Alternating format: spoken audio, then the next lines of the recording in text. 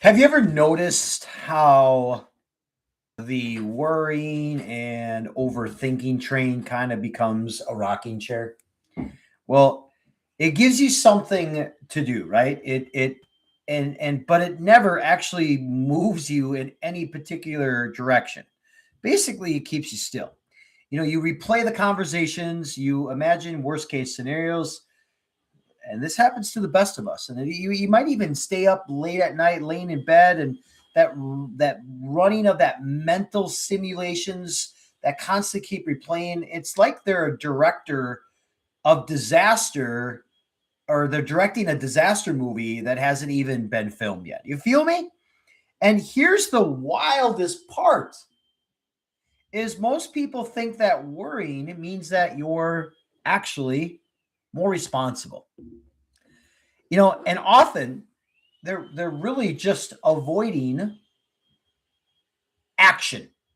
And that's really what it comes down to. And today, in today's episode, I really want to break down the worrying cycle. And we're really going to dive deep into unpacking that. And we're going to talk about several things. We're going to talk about why overthinking hijacks your brain. We're going to talk about why successful people learn to interrupt patterns of worry quickly. And we're also going to talk about how faith refrains anxiety. And not only that, the Liv2Thrive system for ending the overthinking spiral. And by the end of the podcast, I'm going to give you some great feedback. And here's what I'm going to give you. You're going to have a worry interruption system. You're going to have a decision framework. And then you're also going to have a spiritual anchor. And that spiritual anchor will really help you when your mind begins spinning at that 2 a.m. in the morning, or you look at the clock. And here's the thing: worry doesn't just steal peace. You know what it steals? It steals momentum. It can even throw wrenches in relationships and ultimately stop your purpose.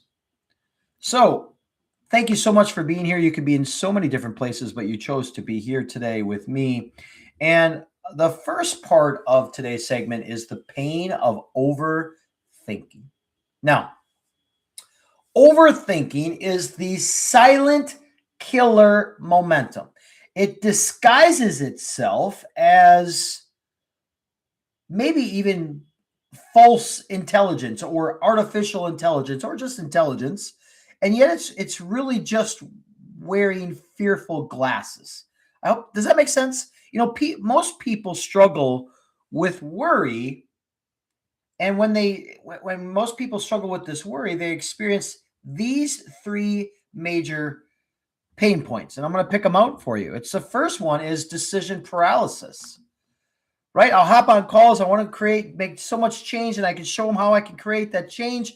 But they have this perception of decision paralysis. And decision paralysis is they sit in what is called analyst mode, where then weeks go by, days go by, months go by, and then life moves, and then they stay stuck. Is that you? Or here's another example. Maybe it's a catastrophic thinking pattern where your brain constantly asks, what if this just doesn't go right? What if this doesn't make a difference? What if this doesn't fill in the blank? Yet you never ask, what if it works? Or maybe you have that mental exhaustion, right?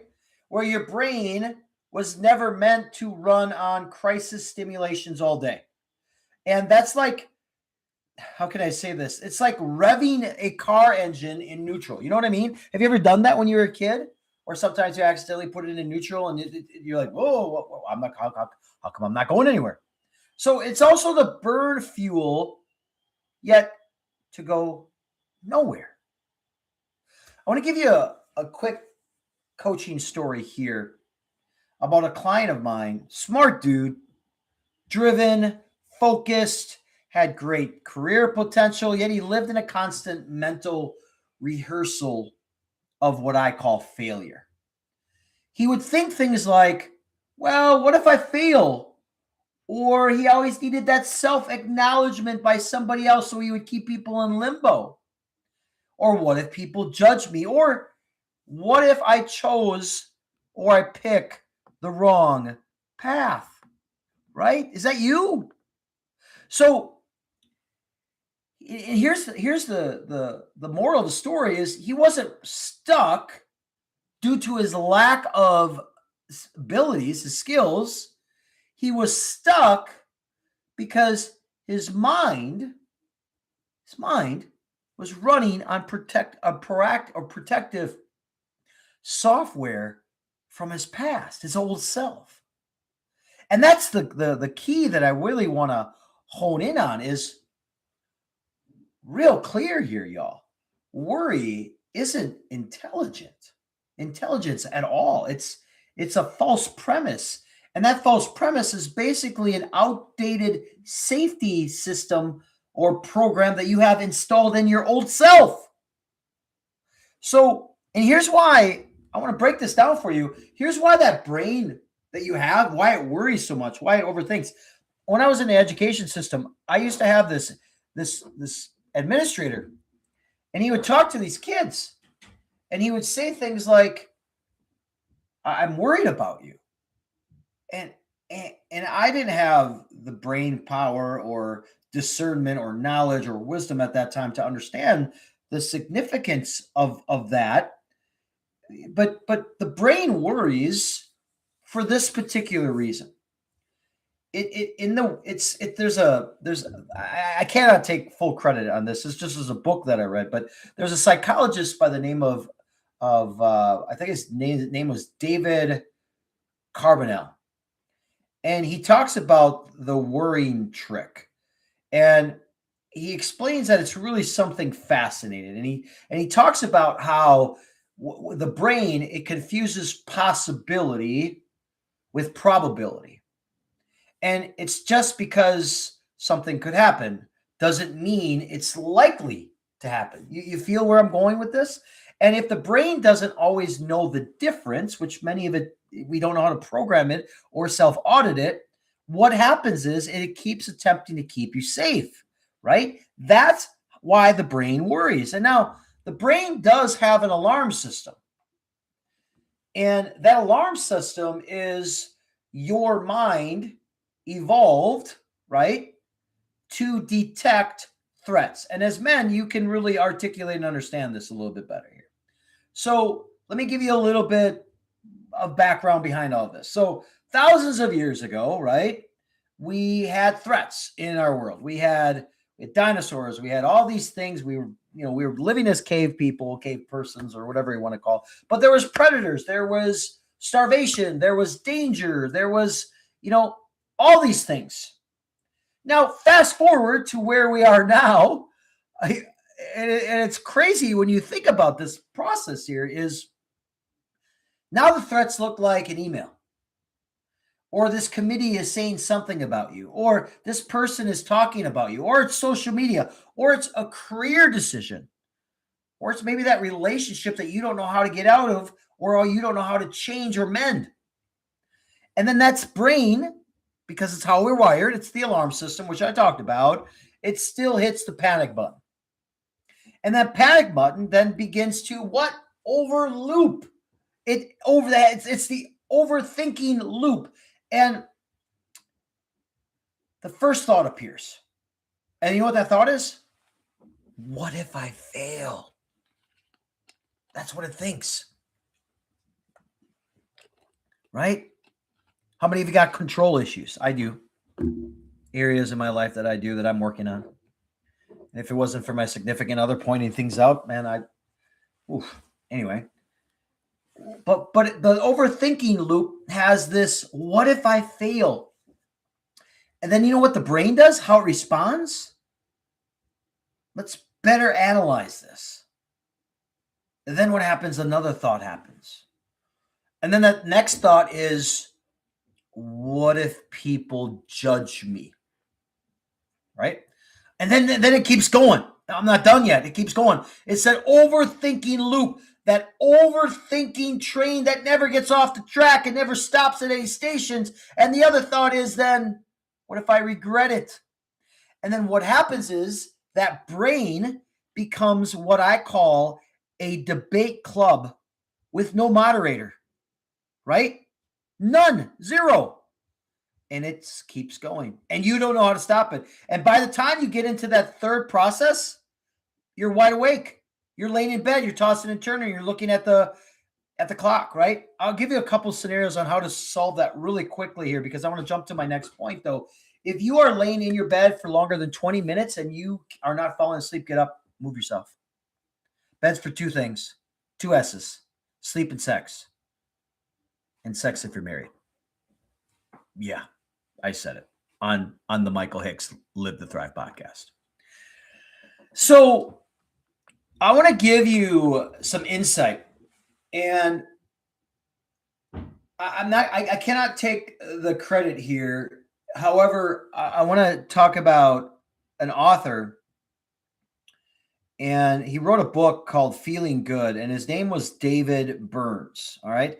And I picked this part out because I really like what Burns talked about. He talked about how worrying often comes from cognitive distortions. Let me explain a little bit more. He talked about mind reading, right? He talks about, the possible fortune telling, which we don't have power, but and then the perfectionism and catastrophe, big explosions. And then these distortions, what he talked about in the book, he called emotional storms built on an imaginary forecast, so to speak. So the mind reading, the fortune telling, right? The perfectionism, the catastrophes that you implement into your head, right? And here's I want to give you a thought here. The spiritual perspective on all of this, on worry, is a lot.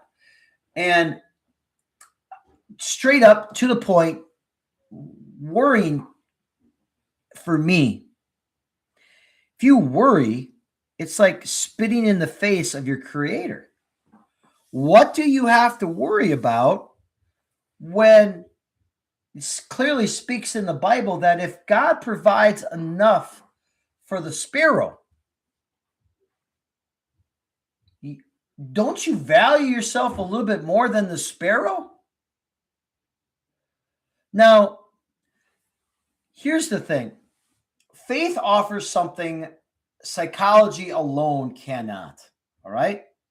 And what that is, it's called perspective. And Scripture speaks directly about that worrying, that overthinking train. And I'm going to give you a few here right now.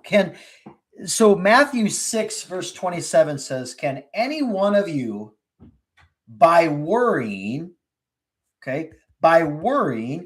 add a single hour to your life? Woo! Going back to the story of a former principal that I had in the education system, would tell these kids, I'm worrying about you. You know what that translation is? Worry has zero return on your investment. What are you worrying about? Why are you worrying? And Philippians 4, 6 through 7 talks about, says, do not be anxious about anything, yet in everything be prayerful, be full of petition, give gratitude, present your requests to God. And I know this has happened to me. Hey, I'm on this train with you sometimes. I have nights where sometimes something happens in my life, and I will literally wake up at 3:00 in the morning. When I think and I pray, and I'm like, the question that I always ask myself, well, how can I address this? How can I change this? How I leave it at your footsteps, God. But here's the answer, Michael Hicks. You still haven't released control. because you want to control everything. And when you can release the control, you're going to get the investment back into your life. That's the hard part. That takes time. I'm still working on that because most of the time I sleep well, but there are times where things happen in my life that create this perpetual worry train, and your mind cannot stop thinking, right? Here's another Bible passage. Well, I actually talked about Philippians 4:6-7, but it says, well, here's a perspective and a shift here for a second. Faith shifts the question from, how do I control the future? Oh, ready for this? To how do I trust God with my future? Right? It's hard to do. When anxiety weighs down the heart, I want you to notice the language for a second. What is anxiety? Anxiety is heavy because you carry something you were never meant to carry alone. Maybe you lost your job and you had a mentor, and all of a sudden you go in your bat cave and you never come out anymore. Anxiety is heavy. It weighs down your heart. You need a system in place to create that change, to rely. We are not meant to do these things and control everything on our own. Nothing we control. We're just basically creating space in this secular, ugly world that we live in, that's full of hate, disgust, sin. Yet God loves all of us. Anxiety is heavy. Anxiety is real.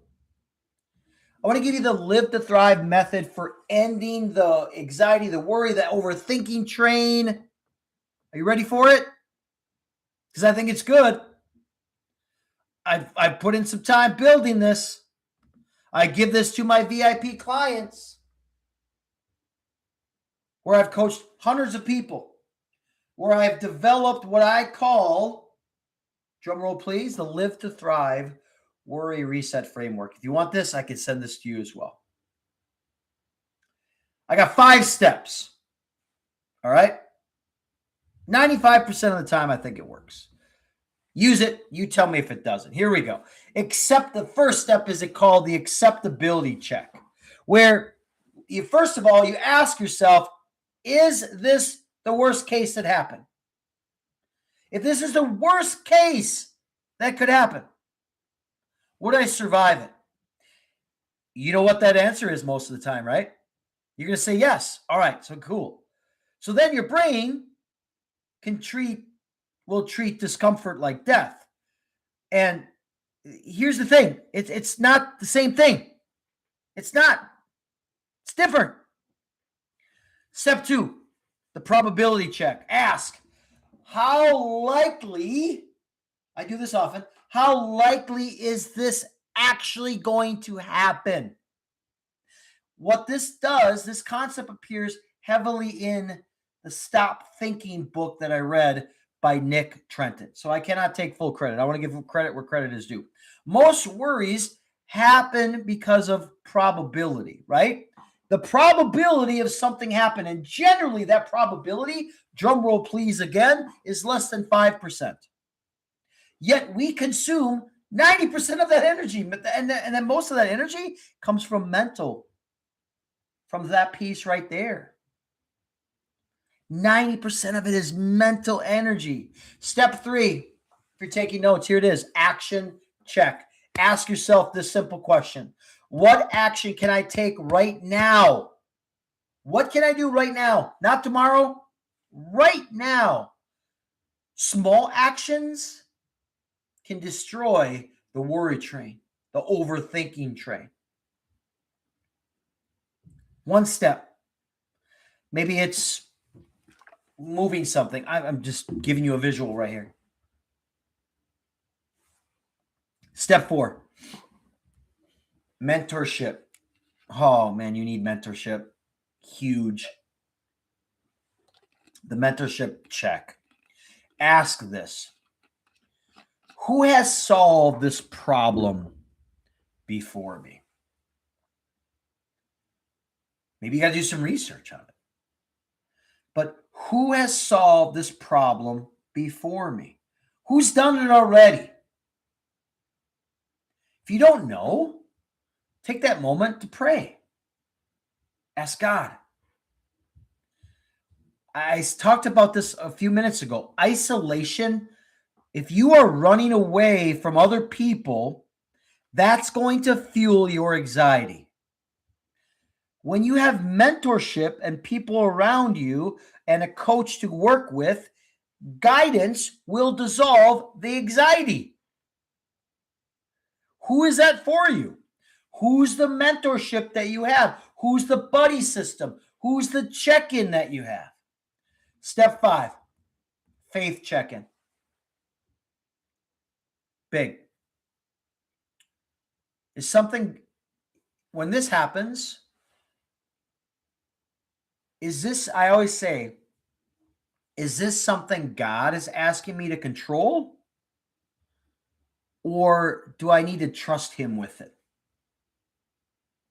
10 times out of 10, you just got to trust him. I know it's hard. It's releasing control is what that is.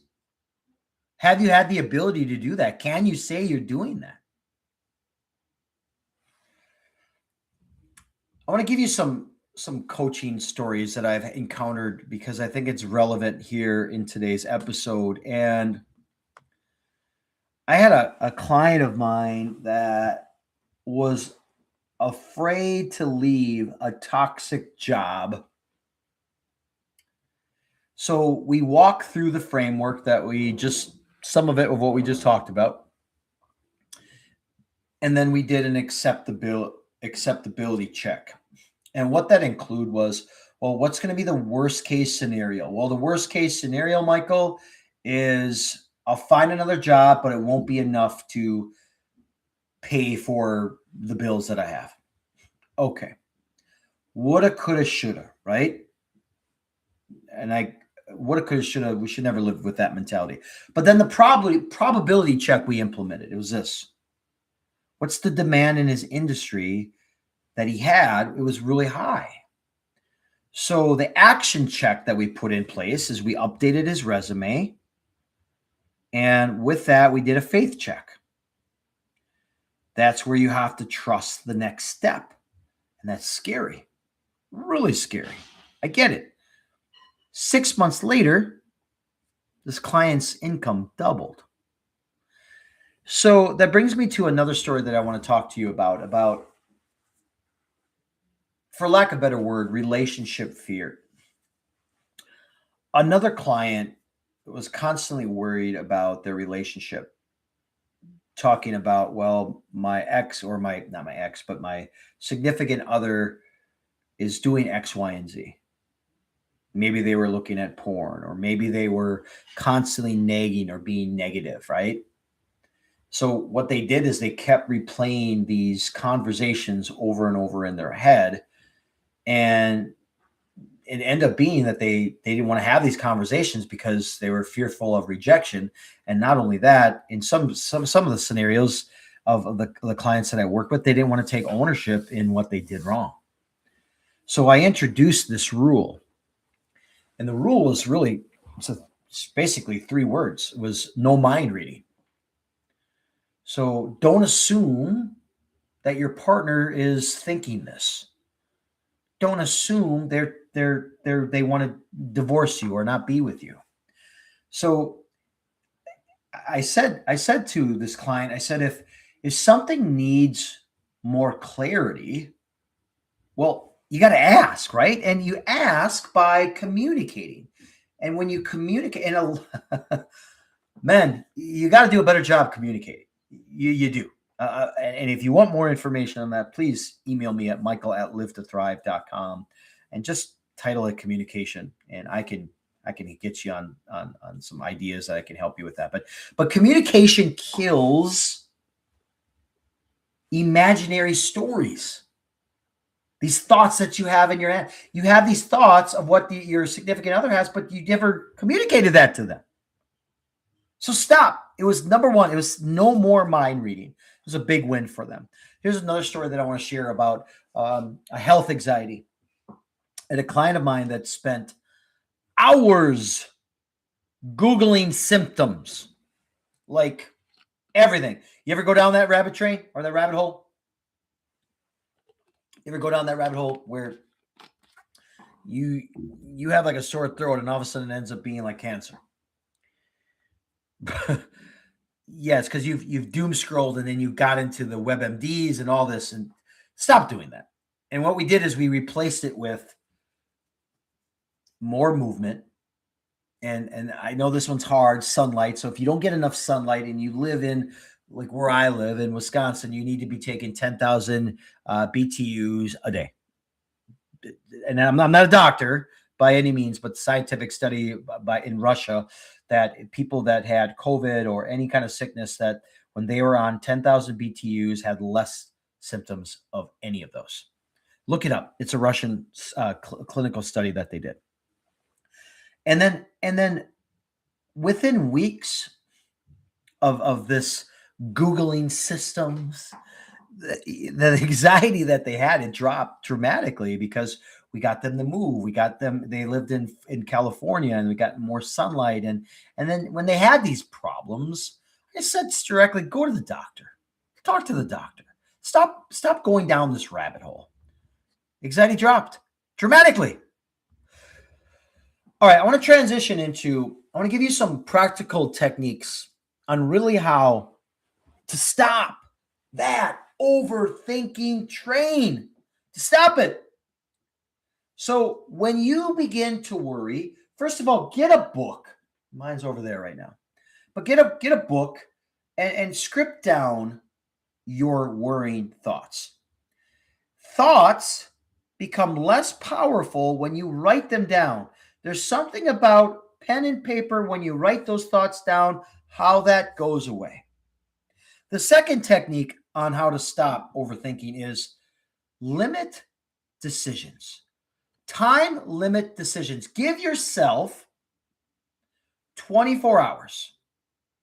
No endless loops, because if you do, you're going to continue the same cycle that you said you want to get rid of, but you still keep doing. And these are just simple, quick, easy techniques that really work. Technique 3, you've got to move your body. Move your body. I'm going to call it out. You have depression, you have anxiety because you don't move your body. Yes, people that move their body still get that, but it's a lesser percentage of them. Motion interrupts rumination. Move your body. Technique 4. That worrying thought that you have, name it. Name it out loud and say, you know what that is? Michael, that's anxiety speaking. The fact that you think X, Y, and Z about X, Y, and Z, that's anxiety thinking. And then what happens is with this technique, the distance then weakens it and says it's a lie. I hope those quick hitters really helped you. Those are like my 4, I gave you 4, yeah. My 4 quick hitters of practical techniques to stop overthinking when they kind of hit you right away. All right. So I want to transition into this thought process here, is the pleasure side of defeating worry. How do I defeat worry when I have lived my entire life on this whole premise? So let's just paint a picture for a second. Oh, imagine waking up one morning. Just be with me here. And your mind is still. It's quiet. However, it's not silent. However, it's crystal clear. You can make decisions faster. You sleep better. You move forward towards purpose. And it's not that worry didn't disappear. You just stopped letting it drive you. Defeat the worry. Let it go. All right. If you truly have been enjoying this podcast episode today, my name is Michael Hicks. What I do is I help you stop self-sabotaging and learn how to help you live to thrive in all areas of your life, from relationships to job growth to career change, being a better parent, being a better father, leading by example. I got you. If you want more information on this, we can get you set up by applying for my program. You can just email me at michael@liv2thrive.com, and I'll certainly be able to send you, first I'll send you a 10-minute video of showing you what I'm about and what I do and how I create that change. If it resonates with you, you say, yes, it does. Then I have you apply. Applying is just a questionnaire. And then we set up a 1-hour call to create that change. So before I get to my closing today, I want to invite you all. I got a free Liv2Thrive webinar day after my birthday. I'm doing it for free. It is absolutely going to be life-changing for you. Last time I had like 20 of you show up and created so much change, got so much great feedback. So I'm doing it again. And I want to be really clear here. I want to pause for a second because I've got something really special for you. And today's conversation, I know, was about worrying and it was about overthinking. And I think if this is really hitting home, I want you to go deeper with it. So, and as a thank you on my birthday month, I want everyone to listen. Thank you, first of all, for listening to my podcast. And please send it to 5 of your friends. Give me a 5-star rating. However, I'm hosting this completely free training just for you. And the timing is kind of special for me personally because it's happening a day after my birthday. The day after my birthday. And it's at 6 p.m. Central Standard Time, March 30th. And instead of receiving gifts, I decided I wanted to give you a free gift. So I'm hosting this free webinar called Stop Lying to Yourself. Stop self-sabotaging. And it's the Liv2Thrive system that I have built in place that will truly change your life, because here's what I've seen after years of coaching people, from professional athletes, CEOs, doctors, lawyers, teachers, government officials. Most people don't fail because of their lack of motivation. They fail because they're stuck in these mental loops with no systems in place. So the overthinking, the self-doubt, the self-sabotage, the second guessing, until everything feels perfectly clear. You constantly are waiting for that, right? And what are you going to do in this webinar? Well, I'm going to break down those particular patterns. I'm going to break down what I do with my VIP clients. Is we're going to talk about the overthinking cycle. We're going to chat about that. We're going to build clarity on your next season of life. We're going to rebuild discipline and confidence. And we're finally going to move forward. And I'm going to teach you how to move forward with purpose. So we'll talk about identity. We'll talk about decision making and how to build momentum when your brain keeps attempting to pull you back. It's the old clause of yourself, old self saying, don't leave me, don't leave me. And that's normal. And normally, this is the kind of work that I'll be sharing with you that I give to my free, or to give to my VIP clients, but I'm going to give it to you absolutely free. So mark your calendars, March 30th, 6:30 p.m. I might have said 6 o'clock. I apologize. It'll be 6. Well, it is actually going to be 6 p.m. 6 p.m. Central Standard Time. And honestly, if you've been feeling stuck, if you've been in this overthinking decision mode, and if you feel like maybe life is moving faster than you want it to be, this training is going to really put that momentum for you and really start that shift for you. And all you're going to need to do, if you want more information on this, you can go to michael@liv2thrive.com.